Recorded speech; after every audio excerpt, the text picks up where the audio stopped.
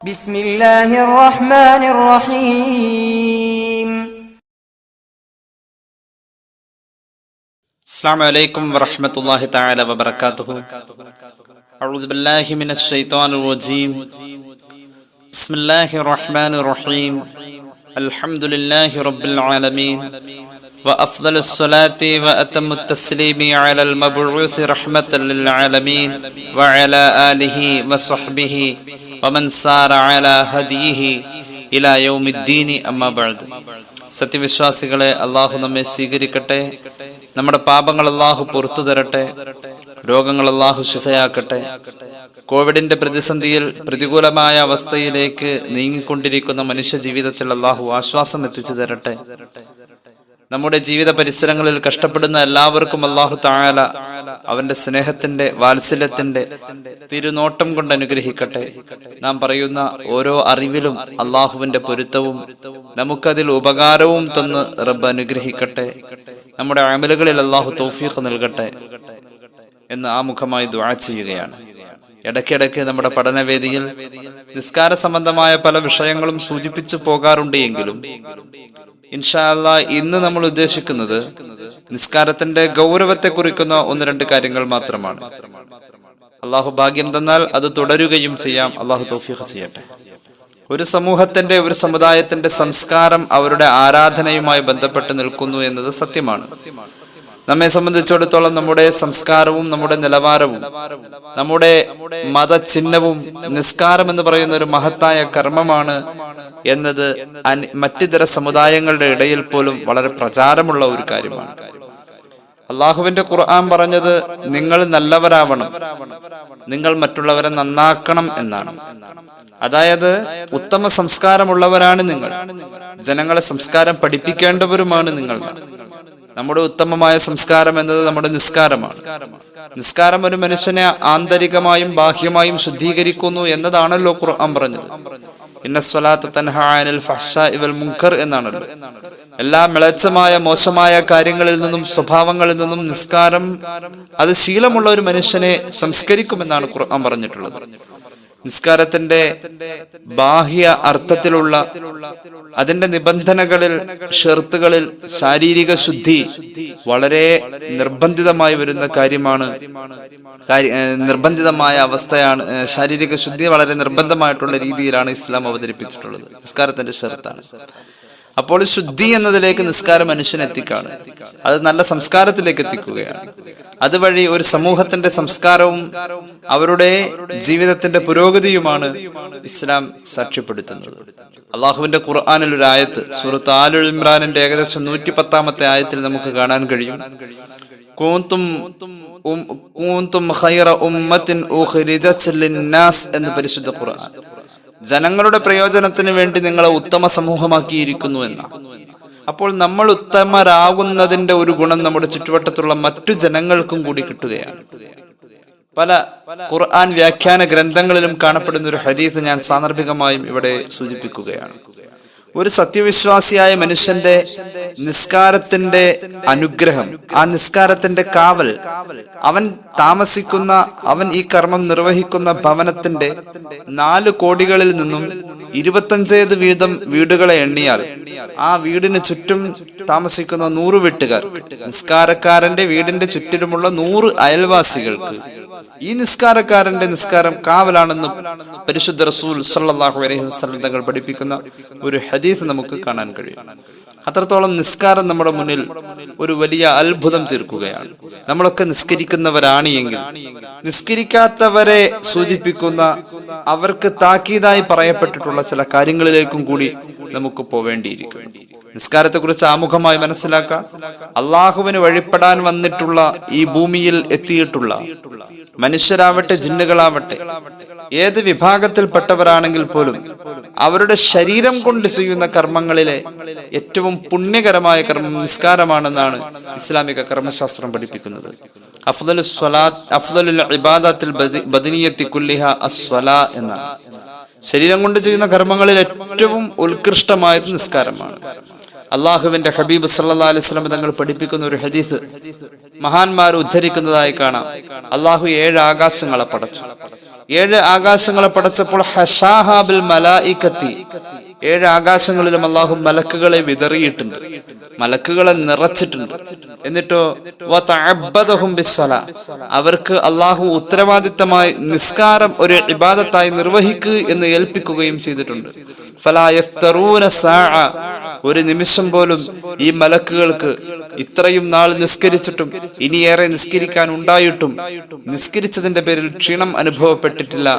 അങ്ങനെ ക്ഷീണിതരായി നിസ്കരിക്കാത്ത അവസ്ഥയിൽ അക്ഷീണം അവരുടെ നിസ്കാര നിർവഹണത്തെ അള്ളാഹു ഉദ്ദേശിച്ച കാലയളവ് വരെ, ലോകാവസാനം വരെ അങ്ങോട്ട് അവർ നിസ്കരിച്ച് തുടരൂ എന്ന രീതിയിൽ ആകാശങ്ങളെ അള്ളാഹു ചന്തമാക്കിയിരിക്കുകയാണ്, മനോഹരമാക്കിയിരിക്കുകയാണെന്ന് മഹാനായ അഷ്റഫുൽ ഖൽഖ് ത്വാഹ റസൂലുള്ളാഹി സ്വല്ലല്ലാഹു അലൈഹി വസല്ലം തങ്ങൾ പഠിപ്പിക്കുകയാണ്. അപ്പോൾ അള്ളാഹു ഏറ്റവും കൂടുതൽ ഇഷ്ടപ്പെടുന്ന ഒരു കർമ്മമായതുകൊണ്ടാണ് മലക്കുകളിൽ ഒരു വിഭാഗം തന്നെ 7 ആകാശങ്ങളെയും അനുഗ്രഹീതമാക്കി അവരുടെ സാന്നിധ്യം കൊണ്ട് നിസ്കാര നിർവഹണം ഇങ്ങനെ നടന്നുകൊണ്ടിരിക്കുന്നു. അള്ളാഹു വളരെ ഇഷ്ടപ്പെട്ട കർമ്മമാവുമ്പോൾ അത് മറ്റുള്ളവരോട് ചെയ്യണം എന്ന് അള്ളാഹു നിർബന്ധമാക്കി പറയുമ്പോൾ അത് സംബന്ധമായി നാം മനസ്സിലാക്കുക, പരിശുദ്ധമായ ഇസ്ലാം പഠിപ്പിക്കുന്ന വിചാരണയുടെ ലോകത്തെക്കുറിച്ച്, മഹ്ശറയെ കുറിച്ച് ഓർക്കുമ്പോൾ ആദ്യമായി അവിടെ വിചാരണ ചെയ്യപ്പെടുന്ന കർമ്മവും നിസ്കാരമാണ് എന്ന് നാം മനസ്സിലാക്കുക. അള്ളാഹു നമുക്ക് നല്ല മറുപടി പറയാൻ തൗഫീഖ് ചെയ്യട്ടെ. ഇമാം അബൂദാവൂദിന്റെ സുനനിൽ ഒരു ഹദീസ് കാണാം. സയ്യിദുനാ അബൂ ഹുറൈറ തങ്ങളെ തൊട്ട് നിവേദനം. മഹാൻ പറയുകയാണ്, അള്ളാഹുവിന്റെ ഹബീബ് സല്ലല്ലാഹു അലൈഹി വസല്ലം തങ്ങൾ പറയുന്നതായി ഞാൻ കേട്ടിട്ടുണ്ട്. ഇന്ന അവ്വല മാ യുഹാസബു ബിഹിൽ അബ്ദു യൗമൽ ഖിയാമത്തി മിൻ അമലിഹി സ്വലാത്തുഹു, നാളെ അള്ളാഹുവിന്റെ കോടതിയിൽ ഒരു മനുഷ്യനെ വിസ്തരിക്കുമ്പോൾ അവന്റെ കർമ്മങ്ങളിൽ നിന്നും ആദ്യം വിസ്തരിക്കപ്പെടുന്നത് നിസ്കാരമാണെന്ന് പരിശുദ്ധ റസൂൽ സല്ലല്ലാഹു അലൈഹി വസല്ലം. ഫഇൻ സ്വലുഹത്, നിസ്കാരത്തിന്റെ കാര്യത്തിൽ അവന് കൃത്യമായും വ്യക്തമായും ഉത്തരം ഉണ്ടെങ്കിൽ, അവനെ വിസ്തരിക്കപ്പെടുമ്പോൾ നിസ്കാരത്തിന്റെ കാര്യത്തിൽ തൃപ്തികരമായ ഒരു ആൻസർ അവിടെ വരുന്നുണ്ട് എങ്കിൽ ഫഖദ് അഫ്ലഹ വ അൻസഹ, എല്ലാ അർത്ഥത്തിലും ആ മനുഷ്യൻ വിജയിച്ചു.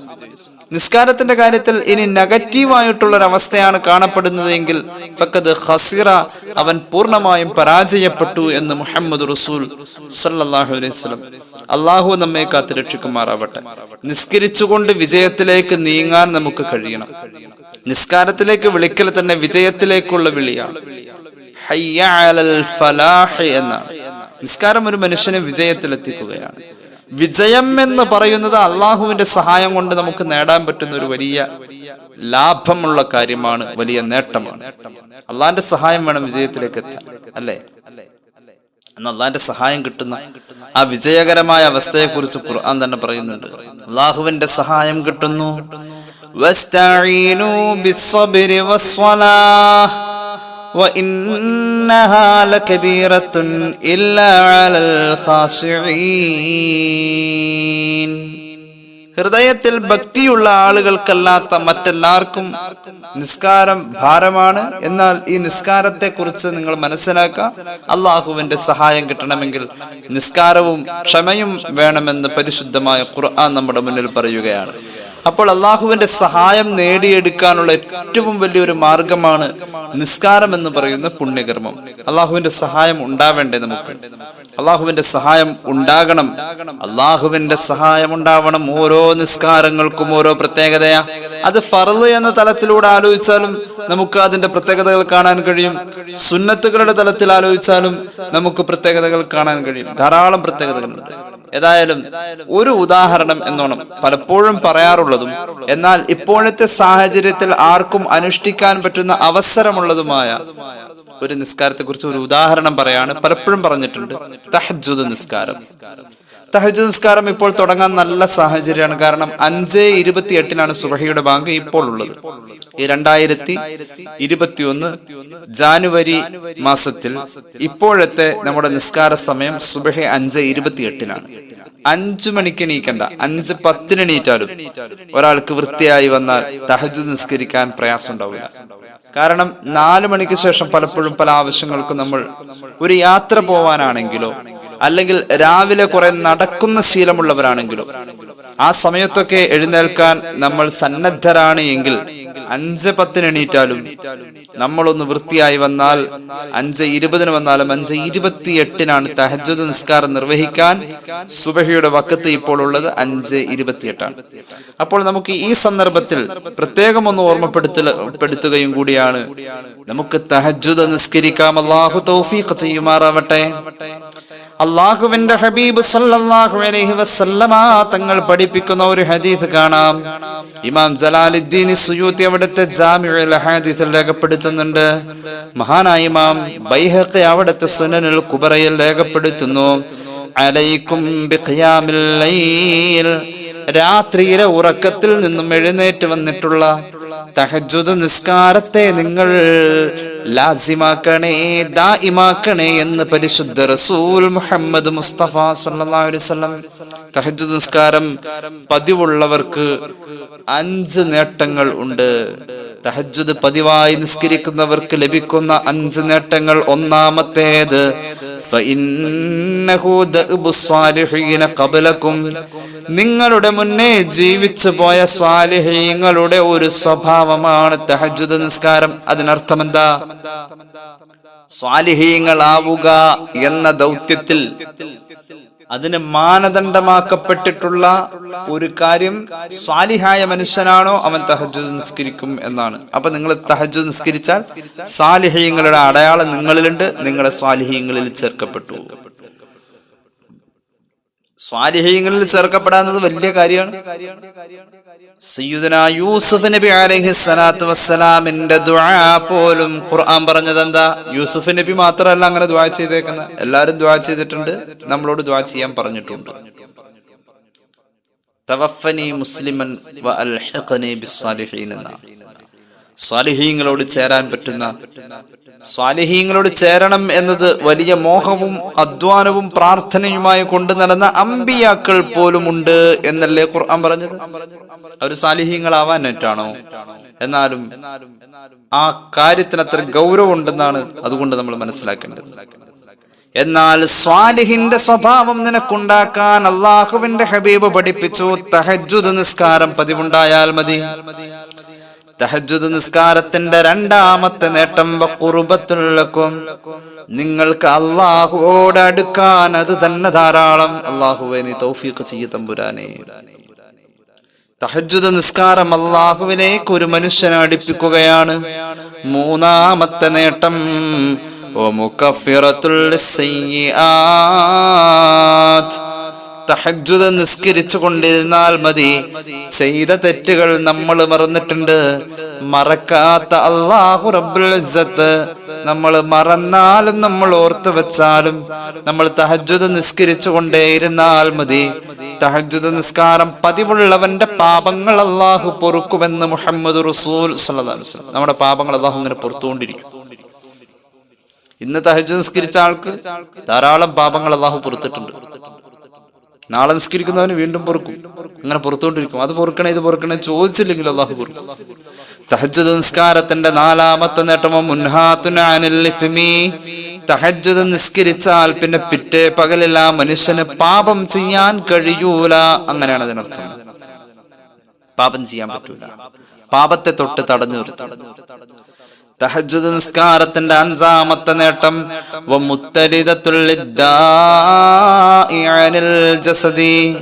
നമ്മുടെ ശരീരത്തിൽ നിന്നും മാരക രോഗങ്ങളെ തഹജ്ജുദ് നിസ്കാരം എന്ന പതിവ് തട്ടിമാറ്റുമെന്ന് മുഹമ്മദ് റസൂൽ സല്ലല്ലാഹു അലൈഹി വസല്ലം. ശരീരത്തിന് നല്ല റാഹത്തുണ്ടാകും, ശരീരത്തിന് നല്ല സുഖമുണ്ടാകും. പ്രശ്നങ്ങളേതും പരിഹരിക്കാൻ ഏറ്റവും ഉതകുന്നതാ നിസ്കാരമെന്ന നിയമവും അമലും കബൂലാകുന്നതിനിതു വേണ്ടതാ. പ്രാർത്ഥനയ്ക്ക് ഇജാബത്തും ഇതിൽ ബന്ധിച്ചതാ. ഇതുകൊണ്ട് ജസദിന് റാഹത്തും ലഭിക്കുന്നതാ. കൂടാതെ റിസ്ഖിൽ ബറക്കത്തും കാണുന്നതാ. അല്ലാഹു തൗഫീഖ് ചെയ്യട്ടെ. അപ്പൊ നിസ്കരിക്കണം. ഇനി നോക്കണം, ഇതൊക്കെ സുന്നത്ത് നിസ്കാരത്തെ കുറിച്ച് നമ്മളിപ്പോ ഒരു ഉദാഹരണം പറഞ്ഞത്. ഓരോ നിസ്കാരത്തിനും അതിൻ്റെതായ നേട്ടങ്ങളുണ്ട്. അള്ളാഹു സൗകര്യവും തൗഫീഖും തന്നാൽ പിന്നീട് ഏതെങ്കിലും സമയങ്ങളിലൊക്കെ ഓരോ നിസ്കാരത്തിന്റെയും നേട്ടങ്ങൾ നമുക്ക് പ്രത്യേകം സംസാരിക്കാം. അള്ളാഹു തൗഫീഖ് ചെയ്ത് അനുഗ്രഹിക്കുമാറാവട്ടെ. ഏതായാലും നിസ്കാരത്തിന്റെ വിഷയത്തിൽ ഉഴപ്പ് കാണിക്കുന്ന ആളുകൾ ഒന്ന് പഠിക്കേണ്ട കുറച്ച് കാര്യങ്ങളാണ് നിസ്കാരത്തിന്റെ ഗൗരവം എന്ന ഈ ശീർഷകത്തിൽ നമുക്ക് സംസാരിക്കാനുള്ളത്. അള്ളാഹുവിന്റെ ഹബീബ് പഠിപ്പിച്ചുള്ള ഇമാം ഗസാലി രേഖപ്പെടുത്താണ്, അവ്വലു മാ തസ്വദ്ദു യൗമൽ ഖിയാമത്തി വുജൂഹു താരിഖിസ് സ്വലാഹ്. ഖിയാമത്ത് നാളിൽ മുഖം കറുത്ത കുറെ ആളുകളെ കാണാൻ കഴിയും. അത് ഓരോരോ തെറ്റിന്റെ പേരിലായിരിക്കും. ചിലരുടെ മുഖത്ത് നോക്കിയാൽ സീമാഹും ഫീ വുജൂഹിഹിം മിൻ അസരി സുജൂദ്, ചിലരുടെ മുഖത്ത് നോക്കിയാൽ സുജൂദിന്റെ വെളിച്ചം കാണാൻ കഴിയും. പിന്നെയോ ചിലരുടെ മുഖത്ത് നോക്കിക്കഴിഞ്ഞാൽ അവരുടെ നെറ്റിത്തടത്തിലും മുഖത്തുമൊക്കെ അവരുടെ പാപങ്ങൾ കാണാൻ പറ്റും എന്നാണ് ഖുർആൻ പറഞ്ഞിട്ടുള്ളത്. പാപങ്ങൾ കാണാൻ പറ്റും, അവരെ തിരിച്ചറിയാൻ കഴിയും. അൽ യൗമ നഖ്തിമു അലാ അഫ്വാഹിഹിം വതുകല്ലിമുനാ ഐദീഹിം വതശ്ഹദു അർജുലുഹും ബിമാ കാനൂ യക്സിബൂൻ. പാപം ചെയ്തതൊക്കെ ഇങ്ങനെ പരസ്യമായിക്കൊണ്ടിരിക്കുക. കൈ ഇങ്ങനെ പറയും. പല രീതിയിലാണ് ഒരു മനുഷ്യൻ അവിടെ ആയിഭാവണത്.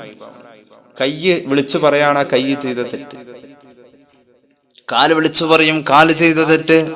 ഇങ്ങനെ ഓരോ തെറ്റുകളും ഓരോ അവയവങ്ങളും വിളിച്ചു പറയുന്ന മഹ്ശറയാണ്. ഓരോ തെറ്റും ഓരോ അവയവങ്ങളും വിളിച്ചു പറയും. ആ സമയത്തുണ്ട് നമ്മുടെ മുഖം വെളുത്തിരിക്കും. നിസ്കാരം കൃത്യമാണ് എങ്കിൽ എന്ന് ഉളൂഇന്റെ പുണ്യത്തെ കുറിച്ച് പറയുന്നിടത്തൊരു ഹദീസ് വചനമുണ്ട്. കൈകാലുകൾ വെളുത്തവരെ എന്ന് വിളിക്കപ്പെടും. ഉളൂഇന്റെ വെള്ളം സ്ഥിരമായി ചെന്ന ഇടം വെളുത്തിരിക്കുന്ന. യുഅറഫുൽ മുജ്രിമൂന ബിസീമാഹും ഫയുഖദു ബിന്നവാസി വൽ അഖ്ദാം. സൂറത്തുർ റഹ്മാൻ. കുറ്റകൃത്യങ്ങൾ ചെയ്തവരെ അവർ ചെയ്ത കുറ്റകൃത്യങ്ങളുടെ അടയാളങ്ങൾ ശേഷിച്ചു നിൽക്കുന്ന, അതനുസരിച്ച് കുറ്റകൃത്യം ചെയ്തവരെ അവരുടെ കൈകാലുകളിലും അതുപോലെ അവരുടെ കുടുമയിലും ഒക്കെ പിടിച്ചിട്ട് അള്ളാഹു വലിച്ചിഴച്ചു കൊണ്ടുവരാൻ മലക്കുകളോട് ഉത്തരവിടുന്ന, കുറ്റകൃത്യം ചെയ്തവരുടെ കുറ്റങ്ങൾ ഓരോ അടയാളങ്ങളിലൂടെ തിരിച്ചറിയുന്ന മഹ്ശറയാണ്. ഹബീബ് പഠിപ്പിക്കുകയാണ്, അങ്ങനെ ഓരോ കുറ്റകൃത്യങ്ങളും ഓരോ അടയാളങ്ങളായി പ്രകടമാകുമ്പോൾ ആദ്യം പ്രകടമാകുന്ന അടയാളം എന്താണെന്നറിയോ? അവ്വലു മാ തസ്വദ്ദു യൗമൽ ഖിയാമത്തി വുജൂഹു താരിഖിസ് സ്വലാഹ്. ആദ്യം മുഖം കറുക്കുന്നത് നിസ്കാരം ഉപേക്ഷിച്ചവന്റേതാകുമെന്ന് ഔകമാ ഖാല റസൂലുള്ളാഹി സ്വല്ലല്ലാഹു അലൈഹി വസല്ലം. നിസ്കാരം ഉപേക്ഷിച്ചവന്റെ മുഖമായിരിക്കും ആദ്യം കറുത്തു വരാം. വഅന്ന ഫീ ജഹന്നമ വാദിയൻ യുഖാലു ലഹു ലംലം. ലംലം എന്ന് പറയുന്ന ഒരു താഴ്വാരം നരകത്തിലുണ്ട്. എന്നിട്ടോ ഫീഹി ഹയ്യാത്ത്, അവിടെ പാമ്പുകളായിരിക്കും നിറയ്ക്കപ്പെട്ടിരിക്കുന്നത്. ലംലം എന്ന താഴ്വരം. കുല്ലു ഹയ്യത്തിൻ, അതിലൊരു പാമ്പിന്റെ വലിപ്പം കണ്ടോ? അള്ളാഹുവിന്റെ ഹബീബ് പറയാ, അതിൽപ്പെട്ട ഓരോ പാമ്പിന്റെയും വലിപ്പം ബിസഖനി റഖബത്തിൽ ബഈരി, ഒരു ഒട്ടകത്തിന്റെ കഴുത്ത് പോലെ ദൃഢമായിരിക്കും. തൂലുഹാ മസീറത്തു ശഹർ, അതിന്റെ ഒരറ്റം മുതൽ മറ്റേ അറ്റം വരെ ഒരാൾക്ക് നടന്നെത്താൻ 1 മാസത്തെ വഴി ദൂരമുണ്ടെന്ന് മുഹമ്മദ് റസൂൽ സല്ലല്ലാഹു അലൈഹി വസല്ലം. ഒട്ടകത്തിന്റെ കഴുത്ത് പോലെ ദൃഢമായ ശരീരമുള്ള പാമ്പ് ഒരെണ്ണം. തൽസഉ താരിഖസ് സലാത്തി, ഒരു നിസ്കാരം ഉപേക്ഷിച്ച നരകവാസിയായ മനുഷ്യനെ ഈ പാമ്പൊന്ന് കടിച്ചാൽ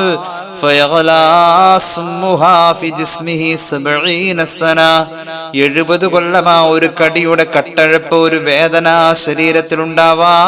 ആ വിഷമങ്ങ് ശരീരത്തിൽ കടന്ന് തിളക്കാൻ തുടങ്ങും. ഒരൊറ്റ കടിക്ക് 70 കൊല്ലമാണ്. അവസാനം ഈ പാമ്പിന്റെ കടിയേറ്റ വിഷം നിറഞ്ഞിരിക്കുന്ന ശരീരം അങ്ങ് ഉരുകാൻ തുടങ്ങും. പിന്നെ പാമ്പിന്റെ കടിയേറ്റ ഈ ശരീരം അങ്ങനെ ഉരുകി ഉരുകി ഒലിച്ചു പോകുമെന്ന് മുഹമ്മദ് മുസ്തഫ സല്ലല്ലാഹു അലൈഹി വസല്ലം ഇമാം ഗസാലി ഇത് രേഖപ്പെടുത്തുന്നതായി കാണാം. അത്ര ഗൗരവമാണ് ഈ നിസ്കാരത്തിന്റെ വിഷയം. മഹാനവറുകൾ വീണ്ടും പറയുന്നത് കാണാം. روي عن بعض السلف أنه دفن أختا له ماتت. ഒരിക്കൽ സലഫ് സാലിഹീങ്ങളിൽപ്പെട്ട ഒരു മഹാൻ അദ്ദേഹത്തിന്റെ പെങ്ങള് മരിച്ച പെങ്ങളെ മറവ് ചെയ്തു. فسقط منه كيس فيه مال في قبرها. മറവ് ചെയ്തപ്പോൾ ഖബറിന്റെ ഭാഗത്തേക്ക് കുനിഞ്ഞു നിന്ന് മണ്ണ് വാരിടുമ്പോ അദ്ദേഹത്തിന്റെ പോക്കറ്റിലുണ്ടായിരുന്ന നല്ല വിലപിടിപ്പുള്ള എന്തോ ഒരു സാധനം, ഒരു പണക്കിഴി അല്ലെങ്കിൽ എന്തെങ്കിലും ഒരു വിലപിടിപ്പുള്ള വസ്തു ആ ഖബറിലേക്ക് വീണുപോയി. വലം യശ്അർ ബിഹി ഹത്താ സറഫ അൻ ഖബ്രിഹ. ഖബർ മറവുമാടി അദ്ദേഹം വീട്ടിലേക്ക് വരുന്നവരെ ഇത് നഷ്ടപ്പെട്ടത് അദ്ദേഹത്തിന് ബോധ്യായില്ല. സുമ്മ തദക്കറഹു. പിന്നെ ഓർമ്മ വന്നു, പഠിച്ചോനെ ശരിയാണ്, അത് നഷ്ടപ്പെട്ടത് ഖബറിലേക്ക് വീണ പോലെ എനിക്ക് തോന്നുന്നുണ്ട്, അപ്പൊ ഖബറിൽ ഉണ്ടാവാൻ സാധ്യതയുണ്ട്. അങ്ങനെ ഖബറിൽ പോയ കാര്യം ഓർമ്മ വന്നു. ഫറജഅ ഇലാ ഖബ്രിഹ. അങ്ങനെ ആ മഹാൻ പെങ്ങളുടെ മറവ് ചെയ്യപ്പെട്ട ഖബറിന്റെ പരിസരത്ത് വന്ന് ഫനബശഹു ബഅദ മൻസറഫ അന്നാസു. ജനങ്ങളൊക്കെ അവിടുന്ന് പോയി എന്ന് ഉറപ്പായപ്പോ അദ്ദേഹം ആ ഖബർ മാന്തി. ആ സമയത്ത് അദ്ദേഹം ഖബറിൽ തന്റെ നഷ്ടപ്പെട്ട സാധനത്തെ കണ്ടെത്തി. നോക്കണം, ഇവിടെ ഒരു കാര്യം പ്രത്യേകം ആലോചിക്കണം കേട്ടോ. അങ്ങനെ ഖബർ മാന്താനൊക്കെ പറ്റും. വിലപിടിപ്പുള്ള സാധനം ഖബർ മറവ് ആടുന്ന സമയത്ത് വീണുപോയത് ബോധ്യപ്പെട്ടത് മണ്ണിട്ട് മൂടിയ ശേഷമാണെങ്കിൽ അത് മാന്തി എടുക്കാനാണ്. ഇസ്ലാമിക കർമ്മശാസ്ത്രം അതിന് അനുവാദം നൽകുന്നുണ്ട്. പല മഹാന്മാരുടെയും ഖബർ മാന്തി അവരുടെ ശരീരത്തെ എടുത്ത് മറ്റു സ്ഥലങ്ങളിലേക്ക് മാറ്റി മറവ് ചെയ്തതായിട്ടൊക്കെ നമുക്ക് ചരിത്രത്തിൽ വായിക്കാം. ഉഹദിൽ തന്നെ ധാരാളം സംഭവമുണ്ട്. ഉഹദ് യുദ്ധാനന്തരം ഉഹദ് മലയിൽ മറവ് ചെയ്യപ്പെട്ടവരെ ഒരു വലിയ വെള്ളപ്പൊക്കോ മഴയോ എന്തോ ഇങ്ങനെ കുത്തിയൊലിച്ചു വന്നപ്പോൾ അവിടുത്തെ മണ്ണൊലിച്ചു പോയപ്പോൾ ആ ശരീരങ്ങൾ പുറത്തു വരികയും ആ ശരീരങ്ങളെ വർഷങ്ങൾക്ക് ശേഷം എടുത്ത് താഴ്ഭാഗത്തേക്ക് കൊണ്ടുവന്ന് ഉഹദിൽ നിന്ന് കാണുന്ന ആ ഖബർസ്ഥാനിൽ മറവ് ചെയ്യപ്പെട്ടതായും അങ്ങനെ കുറെ സ്വഹാബികളുടെ ശരീരങ്ങൾ ആ കാലഘട്ടത്തിൽ അങ്ങനെ ചെയ്തതായും ഒക്കെ ചരിത്രത്തിൽ നമുക്ക് വായിക്കാൻ കഴിയും. ഏതായാലും അനുവാദമുള്ള കാര്യമാണെങ്കിൽ തന്നെ ഇമാം ഗസാലി പറയാണ്, അദ്ദേഹം ജനങ്ങളൊക്കെ പിരിഞ്ഞു പോയ ശേഷമാണ് ഖബർ കുഴിക്കാൻ തുടങ്ങിയത്. അങ്ങനെ ഖബർ കുഴിച്ചു വരുമ്പോൾ തന്റെ വിലപിടിപ്പുള്ള വസ്തുവോടെ കണ്ടു. പക്ഷേ അദ്ദേഹം ഖബറിൽ അതിലേറെ അത്ഭുതകരമായ ഒരു കാഴ്ചയാ കണ്ടത്. ഖബറിങ്ങനെ തീയിന്റെ കനലുകൾ അമരുന്ന ശബ്ദം കേൾക്കാം. തീനാളങ്ങൾ പുകയുമായി ഉയർന്നു വരുന്ന ആളലിന്റെ വലിയ ഭീകരമായ ശബ്ദം കേൾക്കാം. പെട്ടെന്നതാ ഖബറിലേക്ക് അദ്ദേഹം മണ്ണിങ് വാരിയിട്ട് നിറയ്ക്കാൻ തുടങ്ങി. അദ്ദേഹത്തിന്റെ പെങ്ങള് മരിച്ചു, ഇനി അവശേഷിക്കുന്നത് ഉമ്മ മാത്രമാണ്. ഉമ്മാടെ അടുത്തേക്ക് ചെന്നിട്ട് ബാക്കിയൻ ഹസീന, വല്ലാത്ത കരച്ചിലോടുകൂടെ ഉമ്മാടെ അടുത്ത് ചെന്നിട്ട് ആ ഉമ്മയോട് ചോദിക്കാണ്, യാ ഉമ്മ അഖ്ബിരീനി അൻ ഉഖ്തി വമാ കാനത് തഅമലു. നമ്മുടെ മോളുടെ അവസ്ഥ എന്തായിരുന്നു എന്ന് പറഞ്ഞെന്നമ്മ. അവൾ എന്തൊക്കെ പണിയാറും ചെയ്യണം ഇവിടെ? നമ്മുടെ മോളെപ്പറ്റി പറഞ്ഞ്, എന്റെ പെങ്ങളെപ്പറ്റി പറയുമ്മ, അവളുടെ അവസ്ഥയെ കുറിച്ച് പറഞ്ഞേ. യാ ഉമ്മ റഅയ്തു ഖബറഹാ യസ്തഇലു അലൈഹാ നാറാ. എന്റെ പെങ്ങളുടെ ഖബർ ഞാൻ രണ്ടാമത് മാന്തേണ്ടി വന്നു. എന്റെ വിലപിടിപ്പുള്ള ഒരു വസ്തു അതിൽ പോയപ്പോ ഞാനിപ്പോൾ ഖബർ ഇങ്ങനെ മാന്തി വന്നപ്പോൾ അതിന്റെ അകത്ത് തീ കണ്ടു. ഫബക്കത്ത്, ഞാൻ ആ സമയം കരഞ്ഞുപോയി, പേടിച്ചുപോയി. ഈ കഥ ഉമ്മാടെ മുന്നിലങ്ങ് പറയുമ്പോൾ ഉമ്മയും കരയാൻ തുടങ്ങി. ഉമ്മ പറഞ്ഞു, യാ വലദീ കാനത് ഉഖ്തുക തതഹാവനു ബിസ്സലാ വതുഅഖിറുഹാ അൻ വഖ്തിഹാ. പൊന്നുമോനെ, നിന്റെ പെങ്ങൾ നിസ്കരിക്കാത്തവളായിരുന്നില്ല, പക്ഷെ നിസ്കാരത്തെ നിസ്സാരമാക്കുമായിരുന്നു. നിസ്കാരത്തിന്റെ സമയത്തെ അവൾ പിന്തിപ്പിക്കുമായിരുന്നു. നിസ്കാരത്തിന്റെ വഖത്തിനെ ഒന്ന് പിന്തിപ്പിച്ചതിന്റെ പേരിൽ അനുഭവിക്കുന്നത് ഈ അവസ്ഥയാണെങ്കിൽ നിസ്കരിക്കാത്ത മനുഷ്യനെ കുറിച്ചുള്ള ചർച്ച തന്നെ ഇല്ലെന്ന് ഇമാം ഗസാലി ഇതിന്റെ താഴെ രേഖപ്പെടുത്താണ്. നിന്റെ പെങ്ങൾ നിസ്കരിക്കുമായിരുന്നു, നിസ്കാരത്തിന്റെ സമയത്തെ മാനിക്കൂല. ഇന്ന് നമ്മുടെ ഈ പരിപാടി സ്ഥിരമായിട്ട് കേൾക്കുന്ന, ഞാൻ അറിയാത്ത എന്നെ അറിയുന്ന ഒരു സഹോദരൻ നമ്മുടെ ഈ പരിപാടി സ്ഥിരമായി ഓൺലൈനിൽ കാണുന്ന പലർക്കും എന്തെങ്കിലും ചോദിക്കാനും പറയാനൊക്കെ ഉണ്ട്. അതിന്റെ ഡിസ്ക്രിപ്ഷൻ ബോക്സിൽ നമ്പർ ഉണ്ട്, ആ നമ്പറിലേക്ക് വാട്സാപ്പ് ചെയ്താൽ മതി. അങ്ങനെ എന്നൊരു സഹോദരൻ എന്നെ ബന്ധപ്പെട്ടിട്ട് പറഞ്ഞു, നമ്മുടെ സ്ത്രീകൾ പലരും ഈ ലൊഹർ കൊണ്ടുവന്നിട്ട് അസറിന്റെ സമയത്തോട് ഇങ്ങനെ മുട്ടിച്ചു വെക്കും. എന്നിട്ട് ലൊഹർ അങ്ങോട്ട് തീരൂലായിരിക്കും, അതിന്റെ ഇടയിലെ അസർ വാങ്ങാൻ അങ്ങോട്ട് വിളിക്കും. ഉടൻ തന്നെ അസർ പെട്ടെന്ന് നിസ്കരിക്കും. ഇങ്ങനെ ഒരു സ്വഭാവം വ്യാപകമായി കാണുന്നു എന്ന് വിളിച്ചറിയിച്ചിട്ടുണ്ട്. അദ്ദേഹത്തിന്റെ ശ്രദ്ധയിൽപ്പെട്ട ഒരു കാര്യമാണ് എന്ന പോലെ ഞാനും പലയിടത്തും അതങ്ങനെ കേട്ടിട്ടുണ്ട്. അത്രയും വൈകിക്കരുത്, നിസ്കാരത്തിന്റെ സമയത്തെ വിട്ട് അത്രയും വൈകിക്കാൻ നിൽക്കല്ലേ. അള്ളാഹു നമുക്ക് തൗഫീഖ് ചെയ്യട്ടെ. അത് ആണുങ്ങളും ഉണ്ടാവും, അങ്ങനെ ആരിലൊക്കെ ഉണ്ട്, അള്ളാഹു നന്നാക്കി തരട്ടെ. നിസ്കാരത്തെ ആദ്യ സമയത്ത് തന്നെ പരമാവധി നിസ്കരിക്കാൻ നമ്മൾ ഓരോരുത്തരും, ഞാൻ ഉൾപ്പെടെയുള്ള എല്ലാവരും ശ്രമിക്കുകയും ശ്രദ്ധിക്കുകയും ചെയ്യണം എന്നത് സാന്ദർഭികമായി ഓർമ്മപ്പെടുത്താണ്. ആ ഒരു അവസ്ഥയാണ് ഇപ്പോൾ ഇമാം ഗസാലി ഇവിടെ വിവരിച്ചിരിക്കുന്നത്. അപ്പോൾ ഉമ്മ മകനോട് പറയാണ്, നിന്റെ പെങ്ങൾ നിസ്കാരത്തെ നിസ്സാരമായി കാണുകയും അതിന്റെ സമയത്തെ തെറ്റിക്കുകയും ചെയ്യുമായിരുന്നു. അള്ളാഹു നമ്മെ കാത്തിരക്ഷിക്കുമാറാവട്ടെ. കണ്ടോ, പരിശുദ്ധമായ ഖുർആൻ ഒരു വിഭാഗത്തെ കുറിച്ച് പറയുന്നത് കണ്ടോ. അള്ളാഹുവിന്റെ നരകത്തിൽ 2 താഴ്വാരമുണ്ട്. നമ്മൾ ഈ വിഷയം മുമ്പ് പറഞ്ഞിട്ടുണ്ട്, സൂചിപ്പിച്ചിട്ടുണ്ട്. എന്നാലും ഒന്നുകൂടി പറയാണ്. അള്ളാഹുവിന്റെ ഖുർആൻ പറയുന്നുണ്ട് നരകത്തിന്റെ 2 താഴ്വാരത്തെ കുറിച്ച്.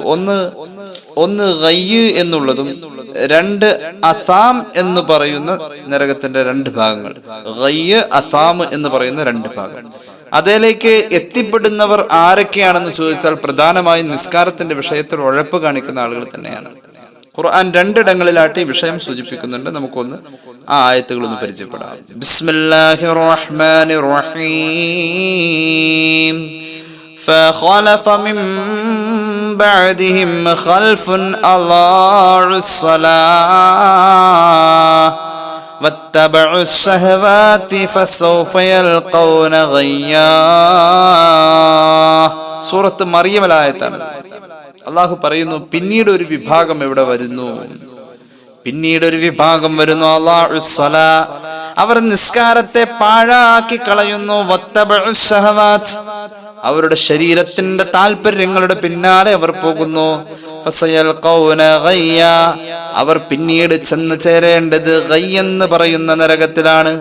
ഈ ആയത്തിൽ 2 കാര്യങ്ങളാണ് പറഞ്ഞിട്ടുള്ളത്. ഒന്നാമത്തേത് നിസ്കാരത്തെ പാഴാക്കുന്നവർ എന്ന് പറഞ്ഞു.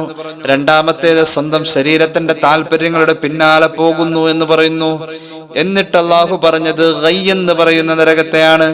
2 കാര്യം പറഞ്ഞിട്ട് ഈ 2 കാര്യത്തിൽ നിസ്കാരത്തെ പാഴാക്കുന്നവരോട് ബന്ധപ്പെട്ടിരിക്കുന്ന നരകത്തിന്റെ ഭാഗമായ ഗയ്യ് എന്ന് പറയുന്ന ഭാഗത്തെ മാത്രം ആയത്തിൽ സൂചിപ്പിച്ചു. നിസ്കാരം ഉപേക്ഷിക്കുന്നവർക്ക് ഗയ്യ് എന്ന നരകമുണ്ട്.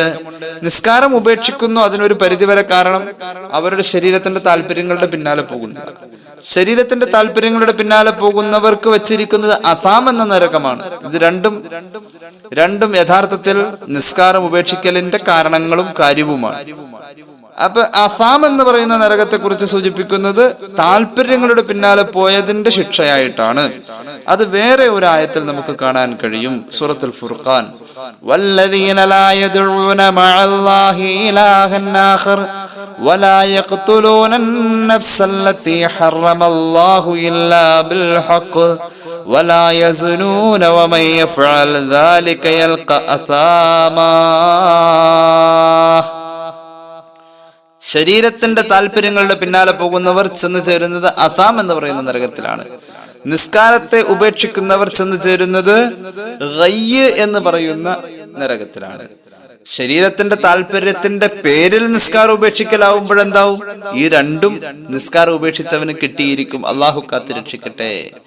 ഈ ആയത്തുകളുടെ വ്യാഖ്യാനത്തിൽ മഹാനായ ഇമാം ജലാലുദ്ദീൻ സുയൂത്തി കൊടുക്കുന്നുണ്ട് അദ്ദേഹത്തിന്റെ ദുർറുൽ മൻസൂറിൽ.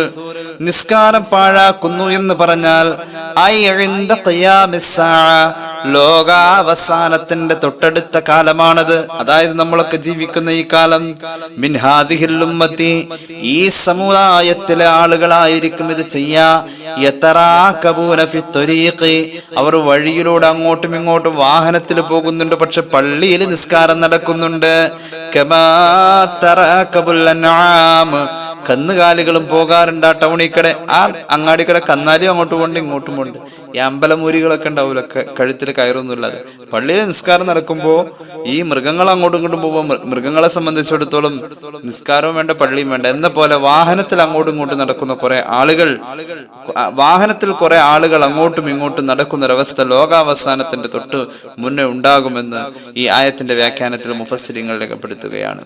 ലാ യസ്തഹ്യൂന മിനന്നാസ്, അവർക്ക് ജനങ്ങളോട് നാണമില്ല. ജനങ്ങൾ കാണുന്നല്ലോ, മനുഷ്യന്മാര് കാണുന്നുണ്ടല്ലോ, ഞാൻ നിസ്കരിക്കാതെ ഇങ്ങനെ നടക്കുന്ന മനുഷ്യന്മാര് കാണുന്നുണ്ടല്ലോ എന്നൊരു വിചാരം അവരെ സംബന്ധിച്ചിടത്തോളം ഒരു പ്രശ്നമല്ല. മാത്രവുമല്ല വലാ യഖാഫൂന മിനല്ലാഹി ഫിസ്സമാ, ഞാൻ ഇങ്ങനെ നിസ്കരിക്കാതെ അങ്ങോട്ടും ഇങ്ങോട്ടും വാഹനത്തിൽ നടക്കുമ്പോൾ അള്ളാഹുവിന്റെ ശിക്ഷ ആകാശത്തിൽ നിന്നും ഇറങ്ങി വരുമോ എന്ന ഭയവും അവർക്ക് ഇല്ലെന്ന് മഹാന്മാരായ മുഫസ്സിരീങ്ങൾ രേഖപ്പെടുത്തുകയാണ്. ഇവർ ചെന്നു ചേരുന്നത് എവിടെയാണെന്നറിയുമോ? ഗയ്യ് അസാം എന്ന നരകത്തിലാണെന്ന് പരിശുദ്ധ ഖുർആൻ അള്ളാഹുവിന്റെ ഹബീബ് സല്ലല്ലാഹു അലൈഹി വസല്ലമ തങ്ങൾ പറയുകയാണ്. ലൗ അന്ന സഖറതൻ സനത 10 അവാഖ്, 10 ഊഖിയ ഭാരമുള്ള ഒരു പാറക്കല്ല് ഉരുട്ടി നരകത്തിന്റെ അരികിൽ നിന്നും 10 ഊഖിയ ഭാരമുള്ള ഒരു കല്ല് ഉരുട്ടി താഴേക്ക് വിട്ട് ബലഗത്ത് ഖഅറഹ 70 ഖരീഫ, ഈ ഗയ്യ് അസാം എന്ന് പറയുന്ന ഈ നരകത്തിന്റെ ഭാഗത്തിന്റെ അടിയിലേക്ക് എത്താൻ 70 വർഷം വേണ്ടി വരുന്നു. 70 കൊല്ലം കഴിഞ്ഞാണ് ആ കല്ല് ഗയ്യ് അസാമിലെത്താ. ഖുൽതു, മഹാനായ അബൂ ഉമാമ റളിയല്ലാഹു അൻഹു പറയുകയാണ്, ഹബീബായ പ്രവാചകൻ ഇത്രയും അങ്ങ് പറഞ്ഞപ്പോൾ സല്ലല്ലാഹു അലൈഹി വസല്ലം ഞാൻ എഴുന്നേറ്റ് നിന്നിട്ട് ചോദിച്ചു, വമാ ഗയ്യും വ അസാം യാ റസൂലല്ലാഹ്, നബിയെ ഗയ്യ് എന്ന് പറഞ്ഞാൽ എന്താ, അസാം എന്ന് പറഞ്ഞാൽ എന്താ?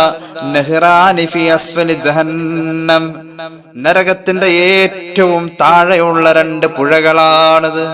യസീലു ഫീഹാ സദീദു അഖിലിന്നാർ, നരകത്തിൽ കിടന്ന് ജീർണിച്ച് വീർത്ത് കെട്ടുന്ന ശരീരം പൊട്ടിത്തെറിക്കുമ്പോൾ പുറത്തേക്ക് വരുന്ന ചീഞ്ചലവും ചലവുമെല്ലാം ഒരു പുഴയായി ഒഴുകിപ്പോകുന്നത് ഈ ഗയ്യ് അസാം എന്ന് പറയുന്ന നരകത്തിന്റെ ഭാഗത്ത് കൂടിയാണ്. നരകവാസിയുടെ ശരീരം ചീർത്തിട്ട് പൊട്ടിത്തെറിച്ചു വരുന്ന ചീഞ്ചലമുണ്ടല്ലോ, ആ ചീഞ്ചലത്തിന്റെ 2 നദികളാണ് അബൂ ഉമാമ ഈ ഗയ്യ് അസാം എന്ന് പറയുന്ന നരകത്തിന്റെ ഭാഗമെന്ന് മുഹമ്മദ് റസൂൽ സല്ലല്ലാഹു അലൈഹി മുഹമ്മദ് സല്ലല്ലാഹു അലൈഹി വസല്ലം. നിസ്കാരത്തിന്റെ ഈ ഗൗരവത്തെ നമ്മൾ എല്ലാവരും മനസ്സിലാക്കണ്ടേ. അള്ളാഹു തൗഫീഖ് ചെയ്യട്ടെ. ഇൻഷാ അല്ലാഹ് തൽക്കാലം നിർത്താണ്. ബാക്കി അടുത്ത ദിവസത്തെ ക്ലാസ്സിൽ നമുക്ക് ആവർത്തിക്കാം. അള്ളാഹു തൗഫീഖ് ചെയ്യട്ടെ. ഈ വിഷയം തുടരും. അള്ളാഹു ഭാഗ്യം തരട്ടെ. ഒരുപാട് പേര് ദുആ ചെയ്യാൻ പറഞ്ഞേൽപ്പിച്ചിട്ടുണ്ട്. ഞാൻ വളരെ ചെറിയ വാക്കുകളിൽ ഇൻഷാ അല്ലാഹ് നമ്മുടെ വീഡിയോ ദൈർഘ്യത മാനിച്ചുകൊണ്ട് ചെറിയ വാക്കുകളിൽ ഇൻഷാ അല്ലാഹ് ദുആ ചെയ്യുന്നു. ബാക്കി ഖാസായിട്ടുള്ള ദുആകളിലൊക്കെ പെടുത്താറുണ്ട്. എല്ലാവരുടെയും കമന്റുകളും മറ്റും ഒക്കെ ദുആ വസിയത്തുകളൊക്കെ കാണുന്നുണ്ട്, അത് ദുആ ചെയ്യുന്നുണ്ട്. ഇൻഷാ അല്ലാഹ് അല്ലാഹു എല്ലാവരുടെയും ആവശ്യങ്ങൾ നിറവേറ്റി തരട്ടെ. ഇൻഷാ അല്ലാഹ് 3 സ്വലാത്ത് ചൊല്ലി ദുആ ചെയ്യാം. സല്ലല്ലാഹു അലാ മുഹമ്മദ് സല്ലല്ലാഹു അലൈഹി വസല്ലം, സല്ലല്ലാഹു അലാ മുഹമ്മദ് സല്ലല്ലാഹു അലൈഹി വസല്ലമ, اللهم صل على محمد يا رب صل عليه وسلم. الحمد لله رب العالمين. اللهم صل على سيدنا محمد وعلى آل سيدنا ومولانا محمد. അല്ലാഹുവേ, ഞങ്ങളെ സ്വീകരിക്ക തമ്പുരാനെ, ഞങ്ങളുടെ പാപങ്ങൾ പൊറുക്കണേ അല്ലാ, രോഗങ്ങൾ ശിഫയാക്കണേ അല്ലാ. അല്ലാഹുവേ, ദുആ കൊണ്ട് വസിയത്ത് ചെയ്തവരുടെ ആവശ്യങ്ങൾ നിറവേറ്റി കൊടുക്കണേ തമ്പുരാനെ. റബ്ബേ, ശാരീരിക അസ്വസ്ഥതകളുള്ളവർ ദുആക്ക് വസിയത്ത് ഏൽപ്പിച്ചിട്ടുണ്ട്. അല്ലാഹുവേ, നീ ആഫിയത്ത് നൽകണേ അല്ലാ. അല്ലാഹുവേ, കോവിഡ് ബാധിച്ച പലരും ദുആക്ക് വസിയത്ത് ഏൽപ്പിച്ചിട്ടുണ്ട്. ശിഫ നൽകണേ അല്ലാ.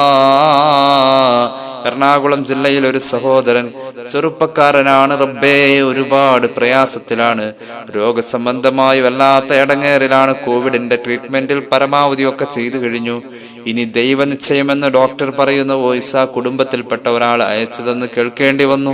അള്ളാഹുവേ, നീ ശിഫ നൽകണേ തമ്പുരാനെ, ശിഫ നൽകണേ അല്ലാ. അള്ളാഹുവേ റബ്ബേ, ഈ പരിപാടി എല്ലാ ദിവസവും കൃത്യമായി കാണുന്ന എന്റെ പ്രിയ സഹോദരന്റെ പിതാവ് കോവിഡ് ബാധിച്ചെന്ന് മരണപ്പെട്ടിട്ടുണ്ട്.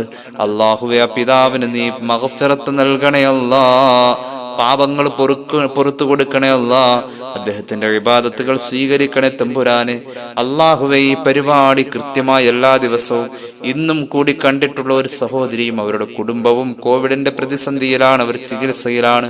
അള്ളാഹുവേ, ശ്വാസതടസ്സമുണ്ടെന്ന് അറിയിച്ചിട്ടുണ്ട്, നീ ശിഫ നൽകണേ അല്ലാ. അള്ളാഹുവേ, ഞങ്ങൾ പറഞ്ഞതിൽ എന്തെങ്കിലും ഒരു നല്ല കാര്യം നീ പൊരുത്തപ്പെട്ടത് ഉണ്ടെങ്കിൽ ആ ഇൽമിന്റെ ബറക്കത്ത് കൊണ്ട് നീ ശിഫ കൊടുക്കണേ അല്ലാ, ശിഫ കൊടുക്കണേ അല്ലാ. ചിരിച്ചിട്ട് എത്രയും പെട്ടെന്ന് സന്തോഷത്തോടുകൂടെ അവരുടെ കുടുംബത്തിൽ എത്തിച്ചേരാൻ അവർക്കും അവരുടെ കുടുംബാംഗങ്ങളിൽ രോഗമുള്ള എല്ലാവർക്കും നീ അതിനുള്ള ഭാഗ്യം നൽകണേ അല്ലാ.